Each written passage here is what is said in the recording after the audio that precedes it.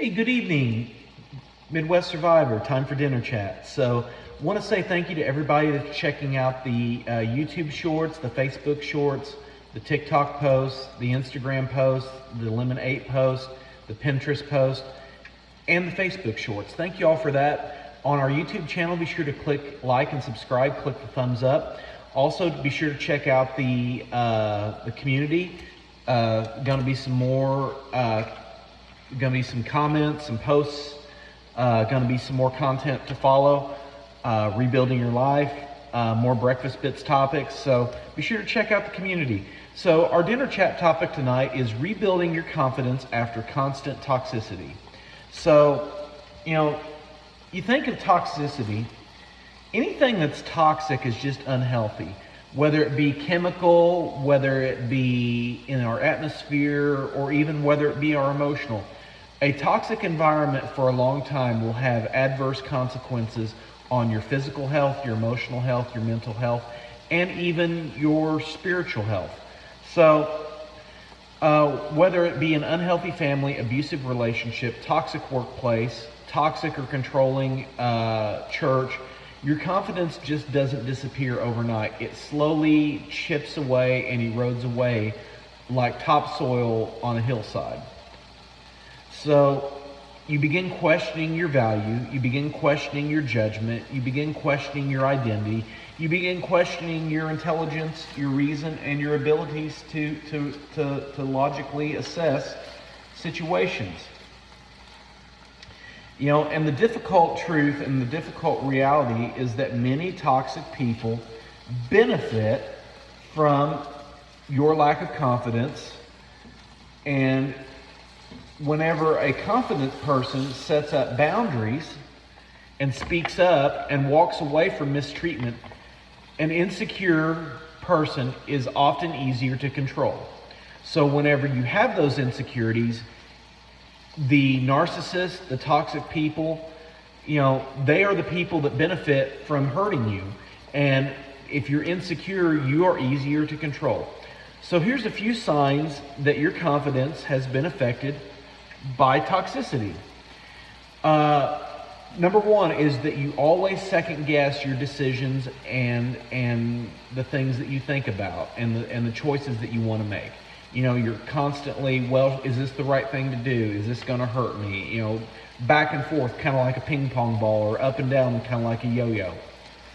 Number two, you apologize for things that aren't your fault.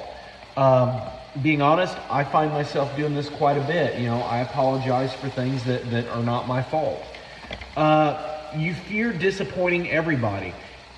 There's an old saying that if you try to make everybody happy, or you try to make everybody like you, you disappoint everybody, and nobody likes you. And more importantly, the only person that's miserable is you. So the next one is you feel guilty for saying no. You feel guilt tripped. Well, if I say no, they won't like me. If I say no, they won't help me. If I say no, they won't be my friend. Well, saying no, you've got to guard your energy. You've got to guard your resources.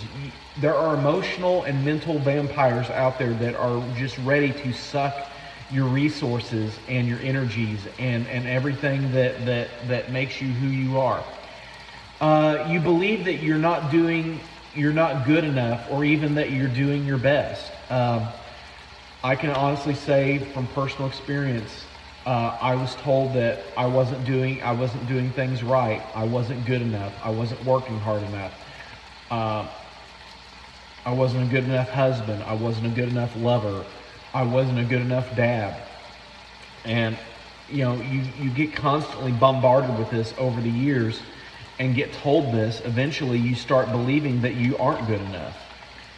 And you've got two choices. You either stay in that mindset, or you take a stand and try to do the right thing. Well, sometimes taking a stand means getting away from the very people that you thought loved you, and in my case, that's what I had to do. So here's the good news. Confidence can be rebuilt. Your life can be rebuilt. You don't have to stay in that hellish mindset and that hellish lifestyle of constantly being told that you're worthless and that you're no good and you're not smart enough and you're not good enough and that you can't do anything right. You don't have to put up with that. So how do you start rebuilding? I love these segments of Dinner Chat of rebuilding your life because it is so very near to my heart. So here's how we start rebuilding our lives. We separate their voice from our own. So we start asking ourselves the important questions. Is this really what I believe about myself, or is this something that I've been told over and over again till I thought it has become my voice? Sometimes the things that we hear aren't really from us, they're just from the things that we've been told all of our lives. You know, if you tell somebody that they're going to hurt themselves over and over again, eventually they will hurt themselves at some point in their life. You know, eventually you get told something enough times, eventually it'll become reality. And it's simply not true. It's just a falsehood. Number 2, celebrate small victories. Confidence grows with action. You know, everything that you do, every big thing that you do, celebrate those small victories. Every healthy decision that you make is evidence that you are becoming stronger and that you can do things on your own, and that you have good ideas and that you have good concepts and that you are smart and that you are intelligent and that you can do things on your own. Celebrate those small decisions. Celebrate those small victories because they're important. Small victories lead to major life changes. Number 3 is set healthy boundaries. You know, not everybody deserves your time. Not everybody deserves access to you. There are financial, emotional vampires out there that will try to suck the life right out of you, and they do not need access to you because they will drain the energy right from you. Boundaries protect your peace. They're not punishment. They're not made to hurt people. They're made to protect you. And there are people out there, believe it or not, that you need to protect yourself from. And more often than not, sometimes the people that you need to protect yourself are the ones that are closest to you. They are the ones that are closest to you because they know how to hurt you. The ones that are closest to us know how to hurt us the worst, and they are some of the ones that we need to protect ourselves from.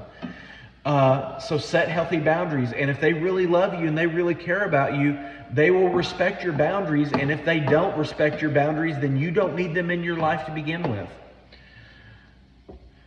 Surround yourself with healthier influences. You know, if you have to find healthy influences in the places that you work, or the guy at the hardware store that gives you good advice or helps you pick out vegetables, then that's the people you need to be talking to. You don't need to be talking to the people who haven't done anything or haven't accomplished anything, or who constantly complain.